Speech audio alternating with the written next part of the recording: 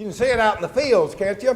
With the soybeans turning yellow and some of the beans showing up. And I've heard some of the farmers talk about checking the corn to see if it's dry enough. And so the harvest time is coming. And when the harvest days are over, that's the name of an old song that Uncle Dave Macon used to sing. And I actually have a recording of that at home. And I used to listen to that when I was trying to learn to play my banjo. When the harvest days are coming by and by. It's a spiritual song. He takes that song as he sings that. It's from the imagery found in Revelation. And part of that is Revelation 14, 13 through 20, where we're going to be reading today and studying. When the harvest days are over and the chaffs of wheat and clover have been gathered from the field and stored away, we'll be sorted in the morning, for the Bible gives us warning that accounts shall all be rendered on that day. Well, it's using that allusion to the harvest and talking about the final judgment is what that is. I bet the people in the Bible, when they would read that, they would relate to that. It was most of the time when we're reading the Bible, we're reading about those that are in an agrarian society. And agriculture was very important. Even those that lived in the city, it was very important that all around that city the fields would flourish and grow because that's how they ate. And we do too, but we usually think of, I guess a lot of time when we think of food, we think of the grocery store. But living the way we do in a rural community, agricultural is all around us. And so they would relate to the harvest. And it's not surprising then that when the prophets would speak, they would speak in terms of a harvest. And Jesus would talk, he'd illustrate things with a harvest. One of the things we read in regard to a harvest time is the harvest of souls. The gospel being the seed, planted into the hearts of men and bringing forth fruit. Until it's time to take that person that has been taught, now they have a good understanding, bring them into the church, baptize them into Christ, and let them become a Christian like we are. And so Christ says, he said to his disciples, the harvest truly is plenteous, but the laborers are few. Pray ye therefore the Lord of the harvest that he'll send forth laborers into his harvest. He's talking about sending out those that would preach to those who are ready to hear the gospel. He says a similar thing in John 4 and verse 35. Say ye not, there are yet 4 months, and then cometh the harvest. Behold, I say unto you, lift up your eyes and look on the fields, for they're white already into harvest. And there's an allusion to it in Paul's writings in 1 Corinthians 3 and verse 6. I have planted. That's talking about Paul's preached the gospel. Apollos have watered. Well, he's come along and followed up on Paul's work. But God gives the increase. That's the harvest. That's the result of spreading the gospel. And so evangelism is spoken of in terms of a harvest of souls, of those ready to hear, believe, and obey the gospel of Christ. But the harvest is also spoken of in terms of a judgment. That final judgment to come. Sometimes it's a harvest of grain. Sometimes it's the harvest of the vintage of the grapes. But either way, it's talking about a judgment day, a day of reckoning that will come. When the time is right, it'll be a time for judgment. Look what he says in Joel. Come up to the valley of Jehoshaphat, for there will I sit to judge the heathen round about. Put ye in the sickle, for the harvest is ripe. Come get you down, for the press is full. The fats overflow, for their wickedness is great. Multitudes, multitudes in the valley of decision, for the day of the Lord is near in the valley of decision. Talking about that time of day of reckoning, that's going to be a harvest. in that day.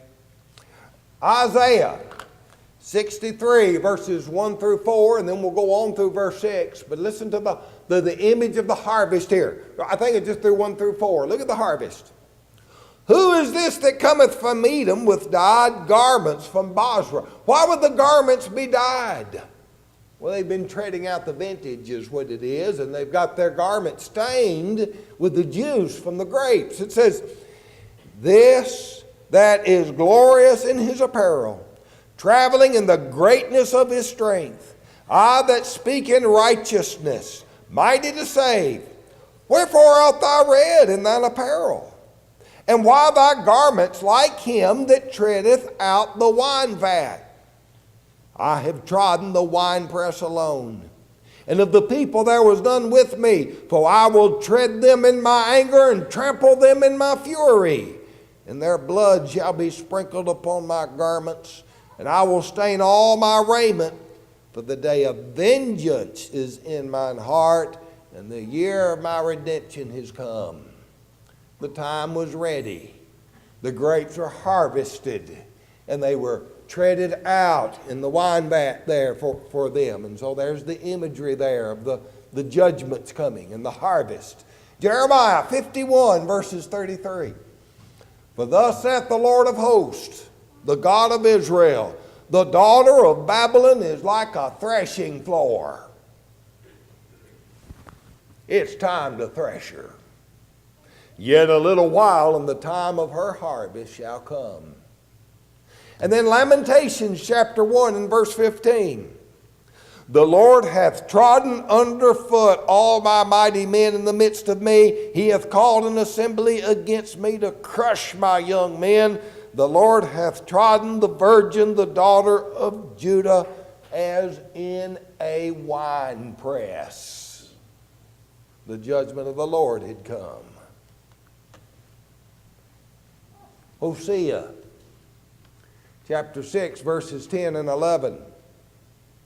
I've seen a horrible thing in the house of Israel. There is the whoredom of Ephraim. Israel is defiled also. O Judah, he hath set a harvest for thee. What does he mean? They're not going to get away with this. There's a harvest time that is set. And that judgment to come is going to come like a harvest. John the Baptist did this. In Matthew chapter 3, verses 11 through 12. I indeed baptize you with water unto repentance, but he that cometh after me is mightier than I, whose shoes I'm not worthy to bear. He shall baptize you with the Holy Ghost and with fire, whose fan is in his hand, and he will thoroughly purge his floor and gather his wheat into his garner. But he will burn up the chaff with unquenchable fire. Well, that's what Uncle Dave Macon meant when he said, we're going to be sorted in the morning. Separate the wheat from the chaff. Time of the harvest, the wheat, that's going to be taken care of. That's going to be put in a place of safety. But the chaff, that's going to be burned with unquenchable fire. See the allusion there to the harvest. Jesus told a parable about the harvest, and listen to it here in this parable. Another parable put he forth unto them, saying, the kingdom of heaven is like unto a man which sowed good seed in his field. But while men slept, his enemy came and sowed tares among the wheat, and went his way. But when the blade was sprung up and brought forth fruit, then appeared the tares also. So the servants of the householder came unto him and said, Sir, didst thou not sow good seed in thy field? From whence then hath it tares? He said unto them, An enemy hath done this. The servant said unto him, Wilt thou then that we go in and gather them up? And he said, Nay, lest while ye gather up the tares, ye root up the wheat with them. Let both grow together until the harvest. And in the time of harvest, I will say to the reapers, Gather ye first the tares, and Bind them in bundles to burn them, but gather the wheat into my barn. Well, what is Jesus talking about here? Why would he tell this story of the wheat field that was also growing tares? They would grow alike for a while where you couldn't separate one from another till the harvest. And then you'd be able to separate them, see the difference, and gather the tares from the wheat. I've actually seen a picture of this. He'd gather the tares first. What would happen, these tares, the kind of wheat, it would grow taller than the wheat. And so the tares would come up, and when the wheat would reach its height, the tares would actually grow higher, and you could go out and take the tares off and not bother the wheat. And then you'd come in and gather the wheat into the barn. And you see the difference in the tares and the wheat and what would happen to them? Well, the Lord explained this parable. Most of the parables he does not explain, but here's the explanation. In Matthew 13:36 and 43, then Jesus sent the multitude away and went into the house. And the disciples came unto him, saying, declare unto us the parable of the tares of the field. He answered and said unto them, he that soweth good seed is the Son of Man. The field is the world. The good seed are the children of the kingdom, but the tares are the children of the wicked one. The enemy that sowed them is the devil. The harvest is the end of the world, and the reapers are the angels. Now, can you put that parable together? He went ahead and explained it. As therefore the tares are gathered and burned in the fire, so shall it be in the end of this world. The Son of Man shall send forth his angels, and they shall gather out of his kingdom all things that offend, and them which do iniquity, and shall cast them in a furnace of fire, and there shall be a wailing and gnashing of teeth.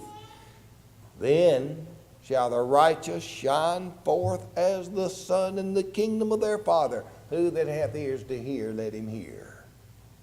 So you see, that last great day of judgment is depicted of the harvest, both of the righteous and of the unrighteous, but they're separated, and they have a different fate.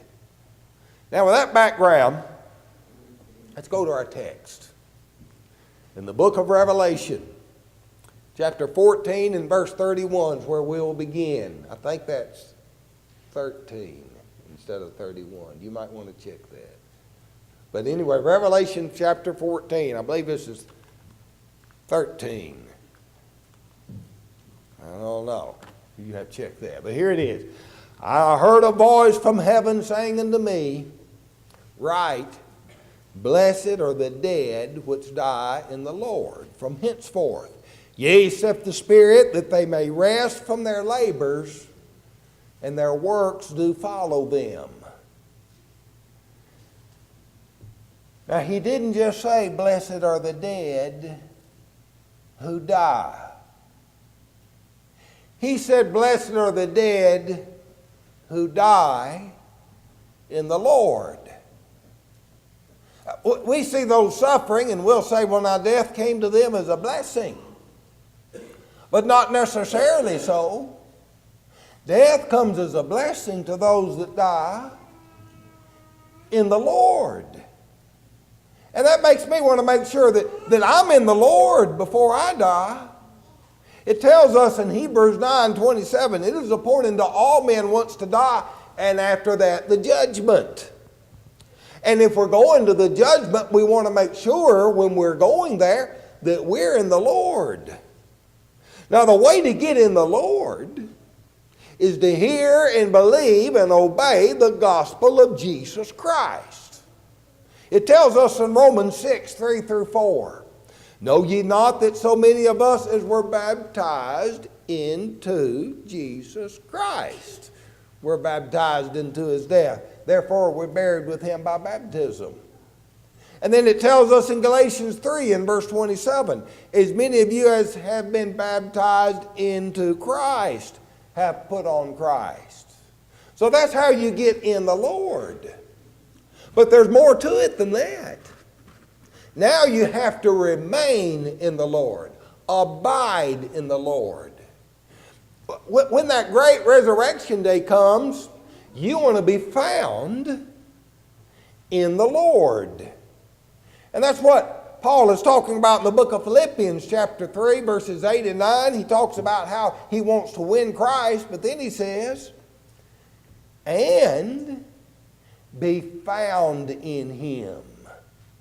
And in the context, if you'll read that in context, he's talking about being found in him in that day of resurrection. So you not only want to win Christ, you want to abide in him so that you'll be found in him on that day. John 15 and verse 6. If a man abide not in me, he's cast forth as a branch and withered, and men gather them and cast them into the fire, and they are burned. And so what we want to do is make sure we're in the Lord and that we abide in the Lord so that on that judgment day we'll be found in the Lord, don't we? Now, in Revelation 14, I think it's 13, it says, and I heard a voice from heaven saying to me, blessed are they that are dead which die in the Lord from henceforth, yea, saith the Spirit, that they may rest from their labors. Life is a lot of work, and there's a lot of trials, and we're doing the Lord's work here. And we can become weary. And that word labors means to work unto weariness. But there's a rest, sweet rest for those that die in the Lord. Now I want you to compare that rest with what he had just said previously. In Revelation 14, 9 through 11, he says, if any man worship the beast in his image and receive the mark on his forehead or in his hands, it has to do with what you think and what you do, doesn't it? He shall drink of the wine of the wrath of God, which is poured out without mixture in the cup of his indignation, and he shall be tormented with fire and brimstone in the presence of his holy angels, and in the presence of the Lamb, and the smoke of their torment ascendeth up forever and ever, and they have no rest, day nor night, who worship the beast in his image, and whoever receiveth the mark of his name. And so the next verse says, talking about those that do rest from their labors. And then it says their works do follow them. Well, the Lord is aware of our works. He wants us to be busy doing his work on this earth. In Revelation chapter 2 and 3, to the 7 churches of Asia, 7 times he said, I know thy works, I know thy works, I know thy works, I know thy works, I know thy works, I know thy works, I know thy works. Now listen, the Lord knows. He's watching what we're doing, and he wants us working in his field and in his vineyard. And then he says in Hebrews 6 and verse 10, God is not unrighteous to forget your work and labor of love, which ye have shown toward his name, in that ye have ministered to the saints and do minister. So blessed are the dead that die in the Lord. They'll receive that reward of rest. The Lord knows all their works. That'll follow them. He'll take that all into account on that judgment day. And then he describes the judgment in terms of a harvest. And I looked, and behold, a white cloud. And upon the cloud sat one like unto the Son of Man, having on his head a golden crown, and in his hand a sharp sickle. And another angel came out of the temple, crying with a loud voice to him that sat on the cloud, thrust in thy sickle and reap, for the time is come for thee to reap, for the harvest of the earth is ripe. And he that sat on the cloud thrust in his sickle on the earth, and the earth was reaped. Now I want you to look at that word, ripe. That word means that it is dried. He's talking about the harvest of the grain here, to thrust in the sickle, because when the grain becomes dry, now it's time for the harvest. And so when the time is right, The judgment comes, and he gathers up those in the grain, those in the harvest, and so the earth is reaped. But then he describes a harvest of the vintage, the harvest of the grapes. And it's a different story. Another angel came out of the temple which is in heaven, he also having a sharp sickle.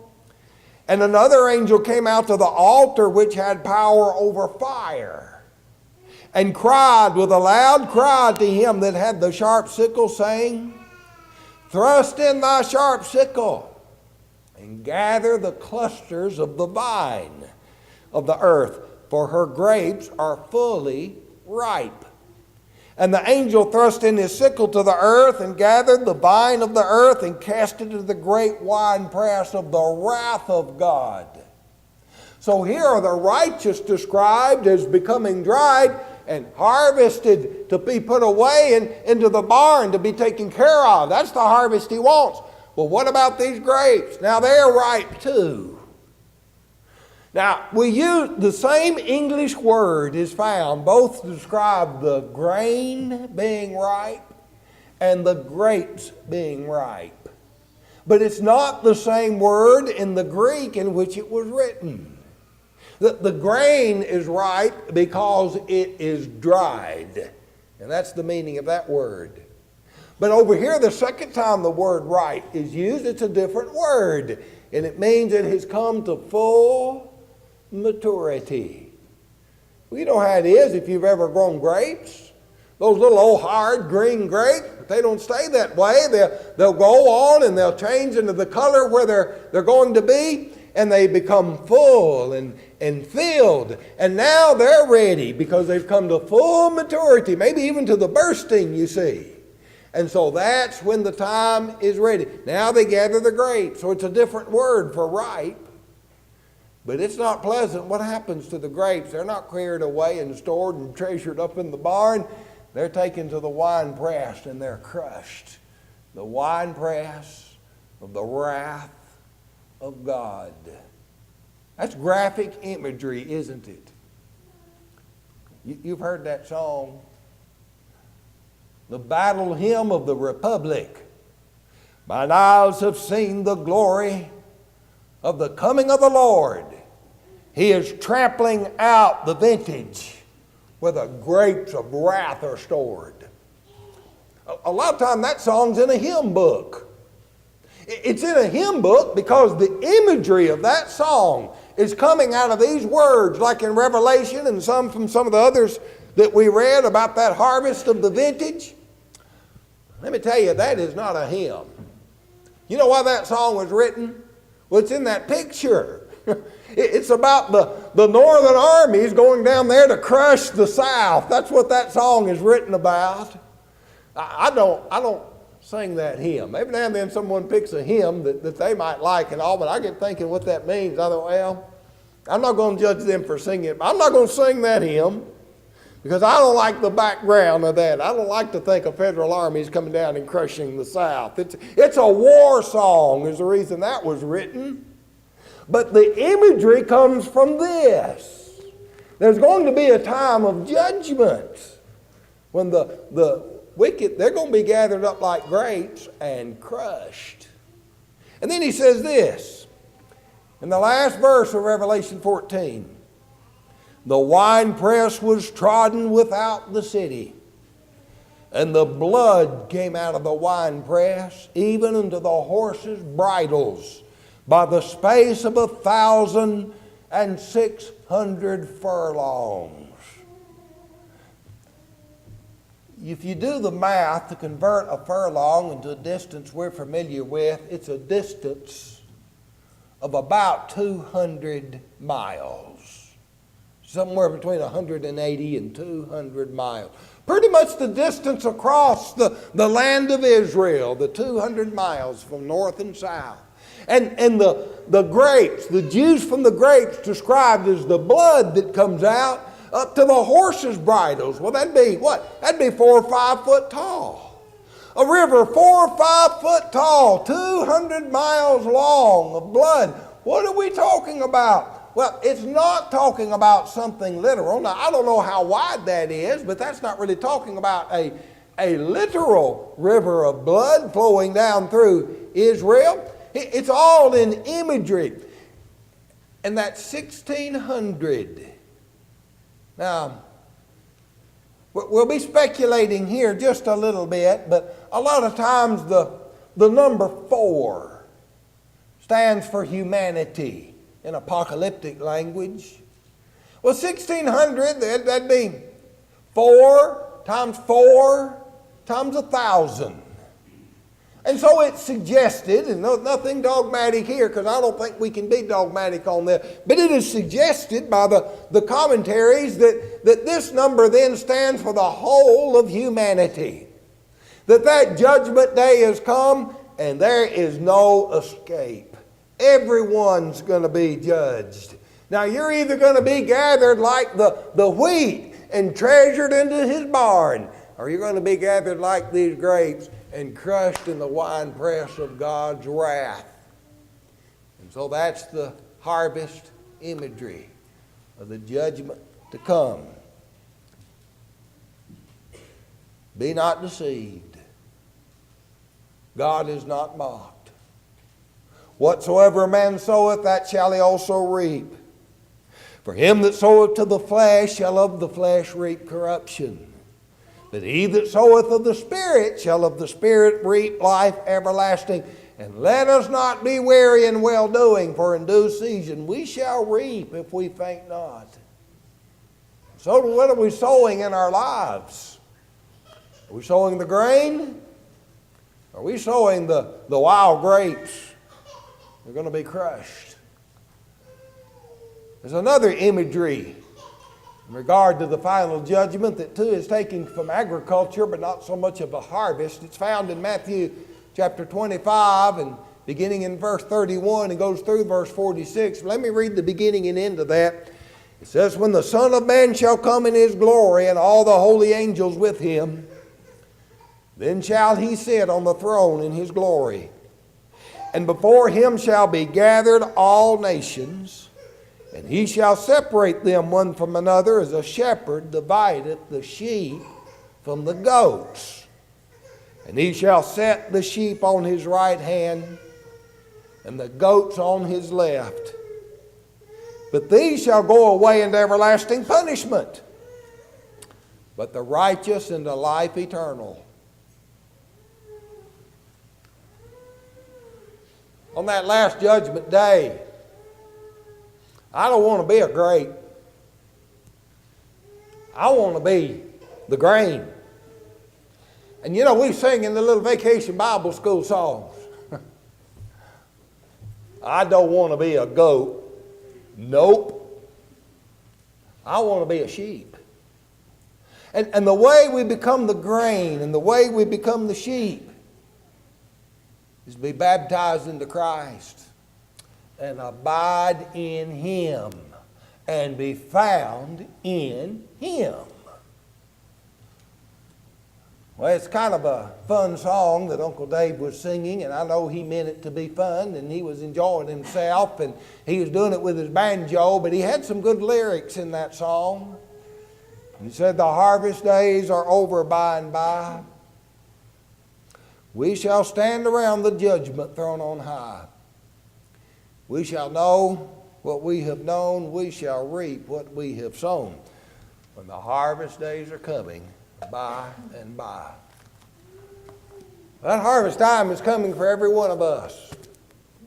We talk about the grim reaper, and if we are not in Christ, it is grim indeed when that harvest day comes.